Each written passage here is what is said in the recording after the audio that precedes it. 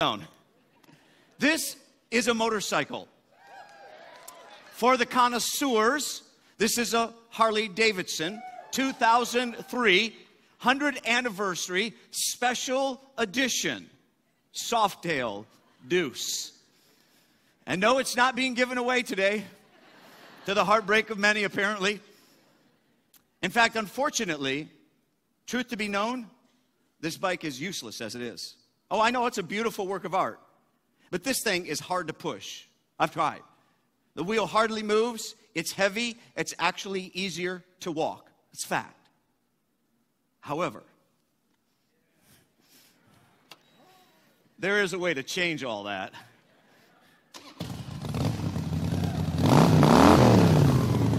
Sorry about that. You see, when the engine's hot, when this thing's running, this is golden. You see, now this thing can take you anywhere you want to go. This is freedom.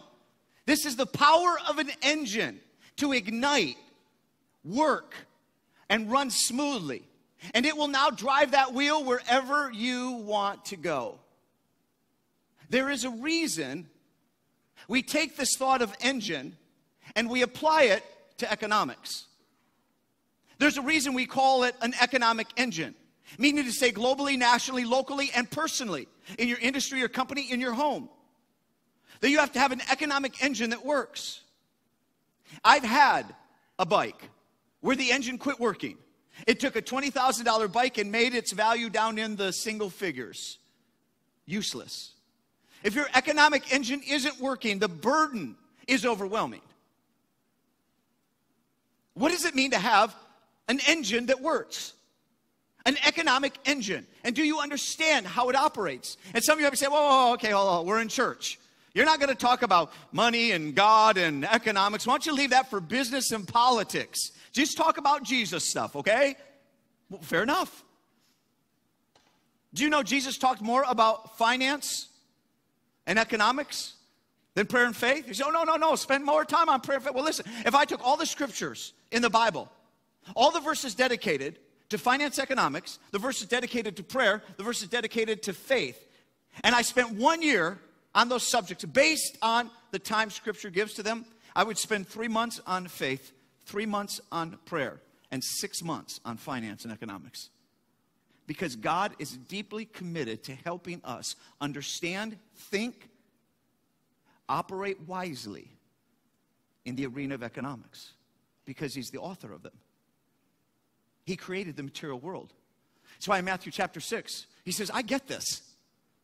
I know that you have need of material things. Food, clothes, shelter. I get this. I'm intimately involved. Involve me. It's a spiritual matter. And so we're going to jump in not for 6 months, but for 4 weeks.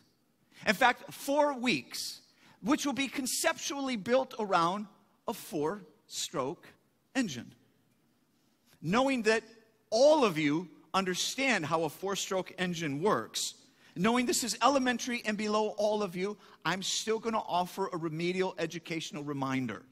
And so for the next minute, here's how a 4-stroke engine works. Check it out. The first stroke of the cycle begins with the intake stroke.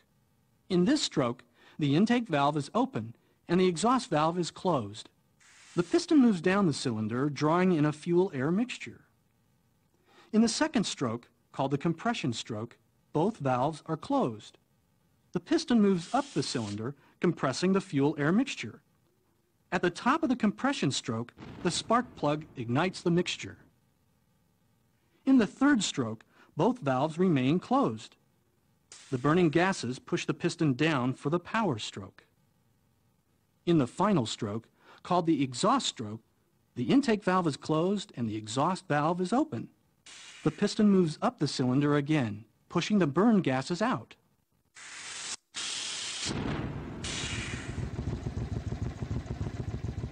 How many of you are already inspired out of your minds? That just took you to fresh places. You're like, I could leave now, and I would feel spiritually fulfilled. I got everything I hoped for today.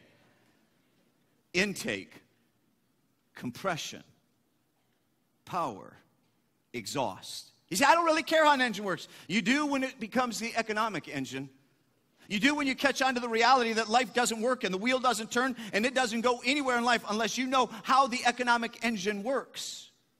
So welcome to the economic engine, parables for a profitable life. And we're going to use those 4 as a general conceptual guide. So get your hands up in the air. Everybody here, all the campuses, get your hands up in front of you. You ready? We're just going to do cylinder together. We're going to do the strokes together. You're not waving goodbye. You're going to do them together. You say them with me. You ready? Intake, compression, power, exhaust. Intake, compression, power, exhaust. Intake, compression, power, exhaust. Intake, compression, power, exhaust. I can't believe you're doing it. I'm just still doing it because I'm watching. I'm like, I cannot believe you're actually all doing this. Isn't that fun? Well, the first week, intake. Fueling the intake. Filling the tank itself so it can provide the fuel, the intake to the engine so it runs, is a burden on all of us.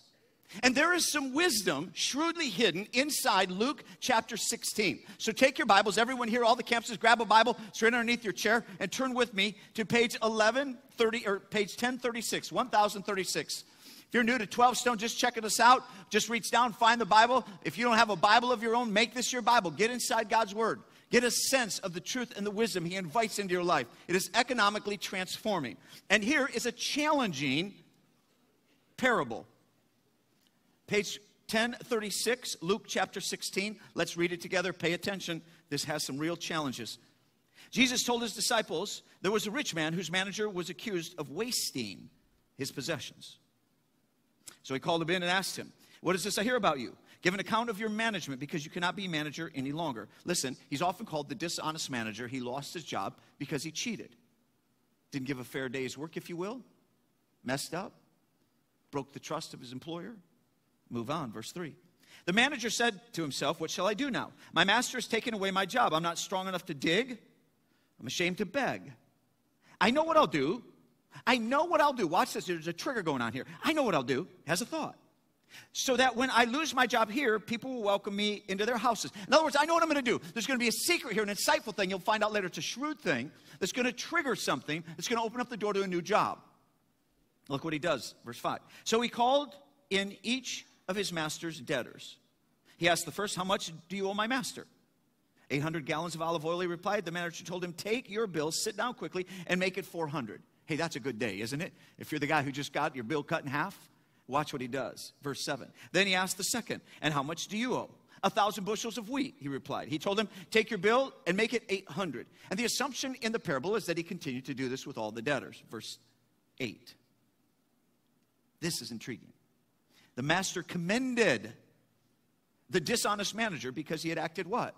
Shrewdly. He had acted what? Shrewdly. And then Jesus says something that's curious. "For the people of this world are more shrewd in dealing with their own kind." The people of this world are more shrewd in dealing with their own kind than the people of the light. I tell you, if that wasn't complicated enough, he says, I tell you, use worldly wealth to gain friends for yourselves. Use worldly wealth to gain friends for yourselves so that when it is gone, you will be welcomed into eternal dwellings. Hang on. Something about how you shrewdly manage economics here that will have an impact on eternity. This is a bit of a challenging parable. Let's spend some time. And today, you're going to have to think with me. This one's going to get layered. This has complexity. We'll try and bottom shelf, but stay inside. Jesus is pressing something. It's intriguing because this guy mismanaged the job. He was dishonest with his boss' trust. He got fired. And you have this sense of, are we supposed to learn something from this? I mean, first of all, the guy was shrewd. What does it mean he was shrewd?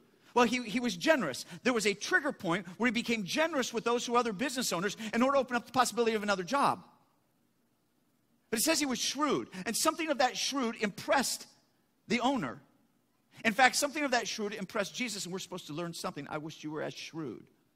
Only in the implication or application of the way you do economics with an eternal impact. What does he mean by shrewd? Shrewd is let's call it a clever resourcefulness in practical matters. Or for some, you just need a picture, and I'm one of them. So let me read this. What is shrewd? And forgive me the effort. Well, you'll see why.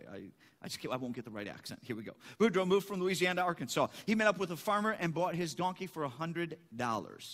The farmer promised to deliver the donkey the next day. When the farmer arrived, he informed Boudreaux, "I am sorry, but I have bad news." "Yeah, man." "Well, the donkey died last night." "Well, then, you just give me my money, no?" "Oh, no, I'm afraid I don't have the money. I spent it last night." "Well, okay, then. You just drop off that dead donkey right here, and I will raffle him off, I will."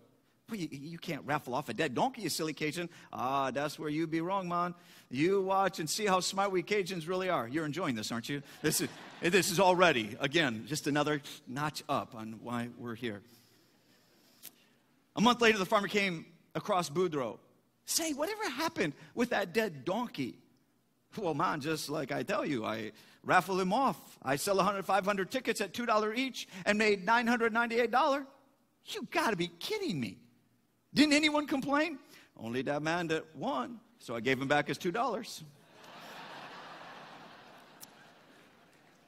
That's shrewd. I'm not sure that's ethical, but that's shrewd.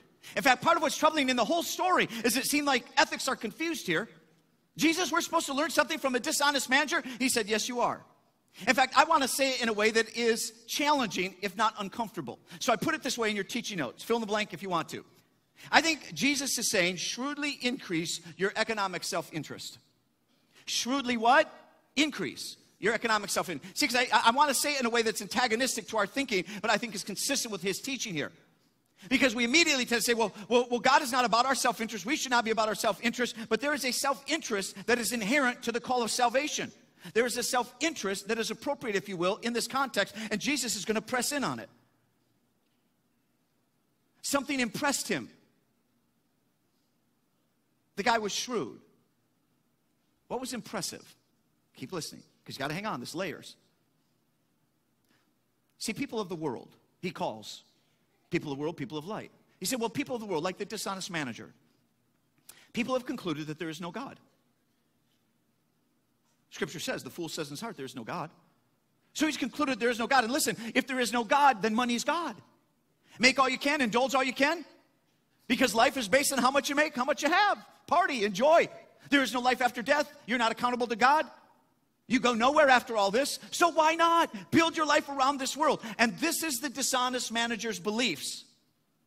And what is intriguing, if not impressive, is that he lived according to his beliefs. You've got to get a hold of this. What impressed Jesus is that this guy lived according to his beliefs. He was abandoned to them without apology. He was devoted to his beliefs. Money's God, and I'll do anything for it. Do you see this? Now the turn is this. Christ is saying, I wish that those who follow the light, that is God, that is those who have a faith based in God and believe in him, would be just as devoted to what they say they believe. We should be just as shrewd, for you know that there is a God. You have an understanding that the creation has a creator, that we are accountable to him, that we have souls, that we live forever, that Jesus made a way for us to be restored to God, and it's the only hope and the only way to the Father. And that how we live on this earth will impact greatly how we live in eternity. And while grace is given to us, we have a responsibility in how we live will be held accountable for. And that you can literally lay up treasures in heaven. And that is a wise self-interest. It is wise of you to lay up treasures in heaven. You should be shrewd economically with the opportunities you have on earth and leverage them for earth and for eternity. That would be a wise thing for you to do. And in that sense, that's being shrewd, increasing your self-interest. In fact, literally, I think he would tell us that to increase your self-interest, your economic self-interest on earth and heaven would encourage you to be would encourage you to be honest and generous. Let me just make this point again. If you want to be shrewd, if you're going to be wise, you're going to increase your economic self-interest. You want to fill your tank that fuels the intake, then you will be more committed to honest and generous. It's in your best interest. I think if there's two things you can learn from the dishonest manager, it's those two things. There was something he did wrong and something he did kind of right. I put it this way in your notes. Honest work increases your worth. Generosity increases your worth. Let's talk about those. Honest work increases your worth. Again, let's go think about this. I want you to soak in this. I want you to wrestle down your beliefs and then be devoted to your beliefs. Abandon to them without apology. Honest work increases your worth. The dishonest manager, he might have said, listen, he might have said, oh, I'm about myself. I'm about taking care of, I'm all about my own self-interest. Listen, if he was truly about his self-interest, he wouldn't have been dishonest and cheated his boss and thereby lost his job. True? True? See, when you say you are about your own self-interests, is that true? Because if you are, you will be more honest, more generous. Honest work increases your worth. Many times people say, go back to high school. Okay, some of you, it'll take you a little longer, but feel free to travel back there. Remember back in high school when people are saying, oh, I got to be about me? And so they're slacking their studies. They're irresponsible, emotionally immature, free sex, parties, whatever. Hey, listen, I went through high school. I had friends like that. Maybe some of you were those kind of friends. I had one in particular I can pick out. Those choices, which were to be all about his self-interest, ultimately led to walking out of high school, not graduating. I can fast forward 2 decades and talk about broken marriage, broken family, and living in poverty. That's fact. Now let me ask you something. When he was in high school, was he really committed to his self-interests? No, not at all. You see, if you're highly committed to your own self-interest, so to speak, you will do the things you don't want to do in order to do the things you someday want to do. Honest work. It increases your worth. Something is being pressed in here. A few weeks ago, my son Jaden, my 7-year-old, and I were sitting watching VeggieTales. And I knew by the time it was over, you would be watching it with us. And so for the next 5 minutes, you get a movie moment. A VeggieTales. Pull out your popcorn, sip your soda, get the candy out, here you go. And for 5 minutes, and I want you to pay attention, right off the top as the door opens to what name is on the door. I want you to watch where people are seated among the vegetables. The work that has to be done, the driving theme, and where everybody's seated at the end of the story. Check it out.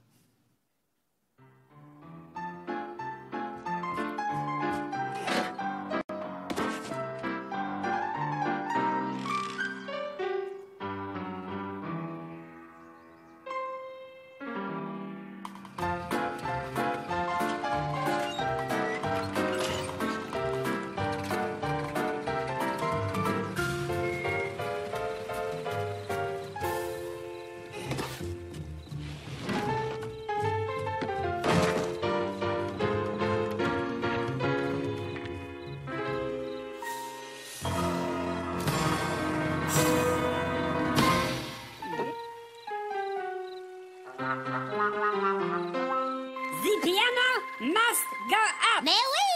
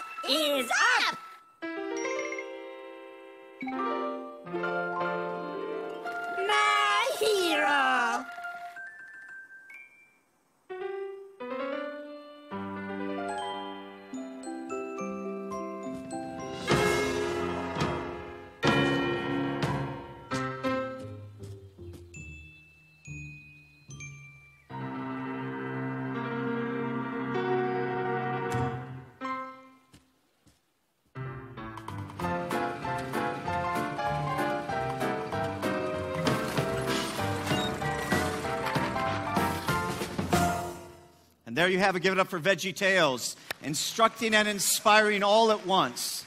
And now I want to give you a shot at 5 observations and 5 what-ifs. You don't have to write them down. You couldn't keep up anyway. So just engage these. And I want you to risk giving me some freedom. I want to challenge some thinking.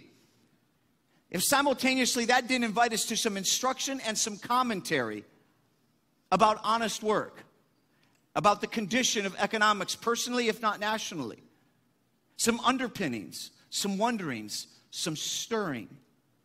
Maybe some insight as to what makes the engine run or what tends to stall it out. And so if you'll give the freedom, here we go. Observations. 1, there's a driver's seat, a front seat, and a back of the truck in every company. 2, in every job, there is the equivalent of the piano must go up. Isn't that true?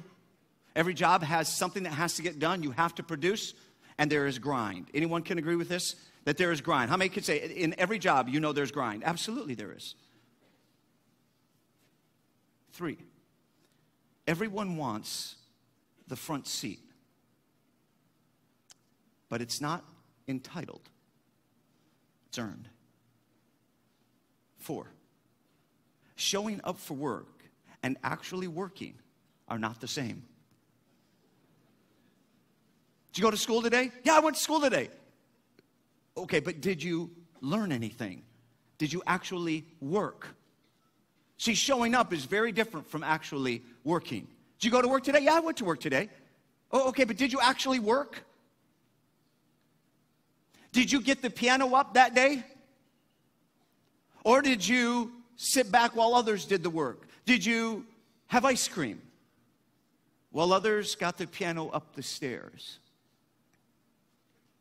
Because it's dishonest to say I went to work if it was just really all about ice cream. 5, the one who ultimately took the piano up gets rewarded. 5 observations. Now 5 what-ifs.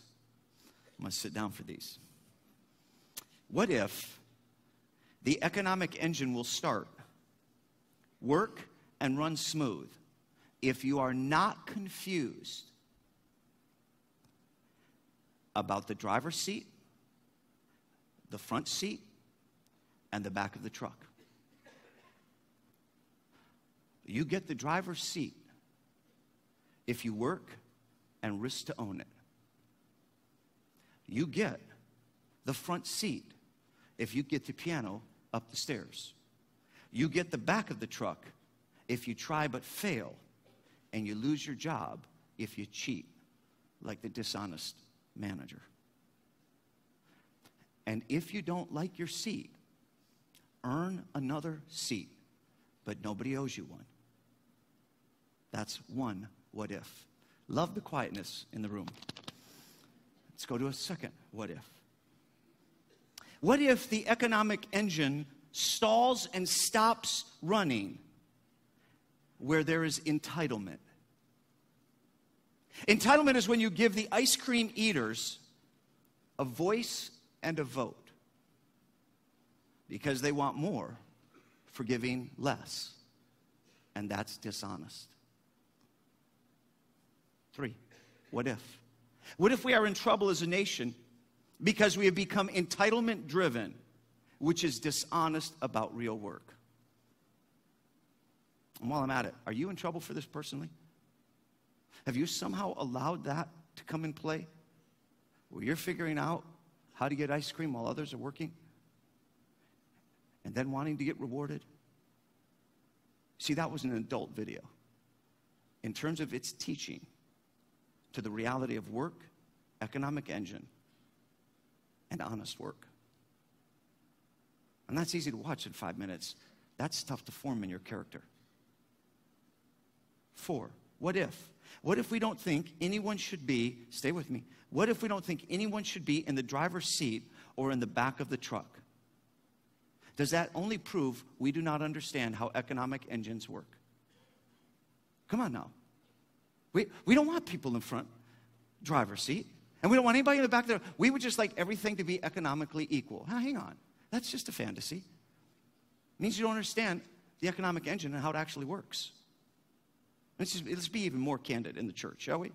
God didn't even gift everybody the same, did he? See, this stuff troubles us.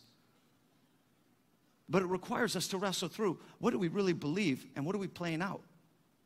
5, what if we want a seat we haven't earned? After all, the dishonest man stole the owner's money. The dishonest manager stole the owner's money in the Luke 16 story. And he did it for his benefit. Why? Was he jealous? I mean, isn't it dishonest when you call someone else's economic success greedy, but it's motivated by your envy? I mean, these are all observations, what ifs, that challenge how we understand the economic engine working. And while we could press in national, global, because we're all impacted by it. And we're sitting in some places as a nation that's getting most of our attention. And we're sitting in some places personally. And some of us in our faith are saying, oh, God, step in. And maybe in the middle of it, God would just infuse some wisdom. There is a way an economic engine works. And one response is, well, but that's not my passion to get the piano up the stairs. Mike Rowe made a great comment about passion. The difference between something you want to do like a hobby as opposed to something you have to do like get a job done, get the piano up the stairs. Now, admittedly, in this clip, in his folksy way of communication, not knowing he was going to teach at a church for 50 seconds, he uses a biblical word in a little bit different way than some of you might feel free to use it. But don't miss his point.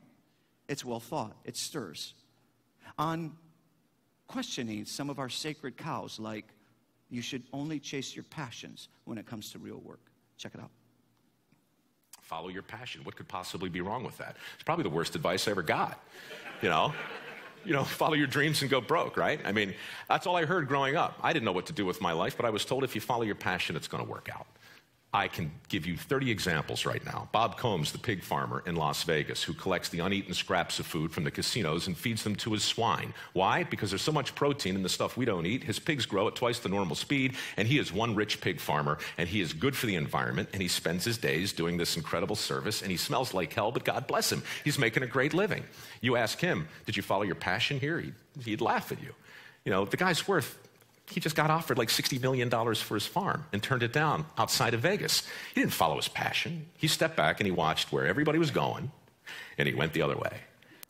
And I think there's a difference between your work is your passion, which may or may not be true, and being passionate about your work, which can always be true. In Colossians chapter 3, we're instructed, whatever you do, work at it with all your heart, as working for the Lord, not for men, since you know that you will receive an inheritance from the Lord as a reward. It is the Lord Christ you are serving. He's talking in the arena of economics right here. He's actually talking to slaves and masters. He's talking in the arena of employees and employers. In fact, just above it, he talks to slaves. Slaves obey your earthly masters in everything, and do it not merely when their eye is on you, and to win their favor, but with sincerity of heart and reverence for the Lord. We imply that in a whole employer-employee environment. When you work as unto the Lord. He turns around, literally talking, if you will, to employers, bosses, companies, masters in this context. Provide your slaves with what is right and fair, because you know that you also have a master in heaven. Work is a spiritual matter.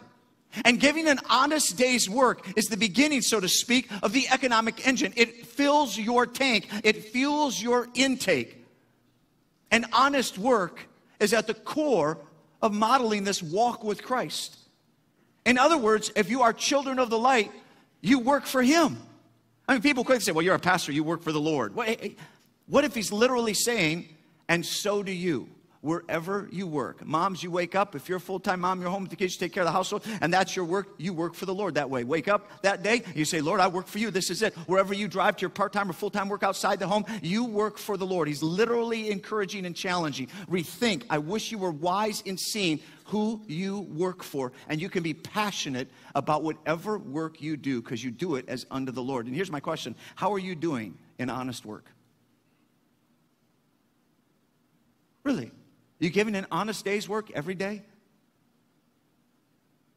Are you getting caught? Some of the influences of an entitlement that wants to take a nap, get some ice cream, doesn't want to sit on the back of the truck, and would like everything to be equally rewarded.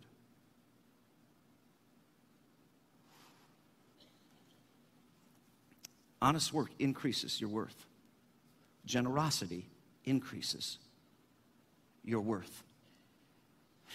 It seems the dishonest manager in Luke 16 got this almost right. Finally, something. He went to the other future potential hopeful employers who had debt to his owner. And you say, well, didn't he kind of cheat? Hang on. I'm going to agree with the authors who in the study of this passage believe in the parable, it is every bit as probable that the cut that was given to the debtors to his master's business, that what he really cut was the interest that accumulated and potentially his own commission. That is as equal, if not a probable conclusion as to what he did in cutting their bill. That really, according to the Old Testament, you shouldn't charge interest anyway, particularly in that arena, particularly inside that Jewish community. So he wouldn't have done that anyway. That would have been inappropriate, though many did it. So maybe that's what he cut, including his commission. And he was generous toward them, and generosity endears. And if you're one of those, well, give me something worth saying, put a note down. Generosity is God's principle for increasing your worth here on earth and in eternity. And you have to know that at the core of your soul. In the economic engine, developing the intake in your life, you have to know that what ultimately fuels life is that you honestly work and that you are generous. Generosity, let's put it in the employment. Generous employers and companies win with their employees. Generous employees win with their company and boss. It is wise when you are mutually generous, if you will. It provides the security and the loyalty everybody's looking for. As people of God, we are wise to be generous. This isn't how you lose. This is how you gain and win. Our family is wise to be generous to God when we give our first 10%, our tithe, back to God through the local church where He's called us. We are wise to invest in His kingdom, to lay up treasure in heaven. That's not less for us. That actually fuels our economic engine. That sets us up. That puts us in a place of candidacy where God can bless us. We are wise when our family hears that the church is going to do the feeding of the 5,000 plus unemployed families. And collectively, we gave almost $600,000 to that effort. We fed over 5,500 unemployed families. Can I tell you something? We were wise as individuals and a church to be generous like that. It is the principle of God that you increase as you are generous so that you might be generous again. Can God trust you with that? It says in Luke 16, those who can be entrusted with a little, are faithful with little, will be given more. Because God knows that when He gives it to you, you're going to be generous with it. It's wise for us to be generous as a family in acts of kindness. But inside that, let me just push for a moment, deliver it in this context. I know that the clarity of talking about honest work has a certain discomfort. It almost feels cold. Oh, you end up on the back of the truck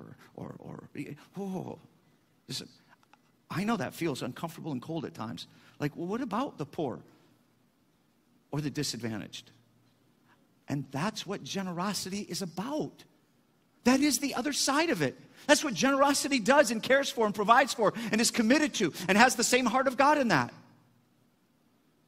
But if you confuse it and you embrace dishonest work with forced generosity, you cultivate an entitlement that stalls the economic engine and it stops working. And that's a weighty reality. And on the other side, oh, that we would be a church. Wouldn't this be awesome if we would be the church and the people who would be known for those who give honest work If we're the ones who get the piano up the steps, if you know that the people of God, or if we 12 Stone are known, we are the people that get the piano up the step. We know what's required. We know how to do our work. We go after work and we get it done. We are people that work honest. And simultaneously, we would be known as people with a generous heart who, like God, give ourselves away, care about blessing others, care about the weak, the poor, and those in lesser circumstances. And we simultaneously give ourselves away to bless them, but we know how to work. The world is dying for that kind of economic engine to be running, and you and I have the power to pull that off. Let's go be those kind of people, yeah? Let's us together go be those kind of people. Let's set that. It's no small thing to be a person that works well, honest daily work, and generous simultaneously. And so before I turn the service over to the campus pastors, let me put the question to you. It's at the bottom of your notes. What's one thing you can do? What's one thing you can do to increase your economic self-interest? Really what it means is, what is the thing you need to do that is wise? The next wise thing in being honest. The next wise thing in being generous.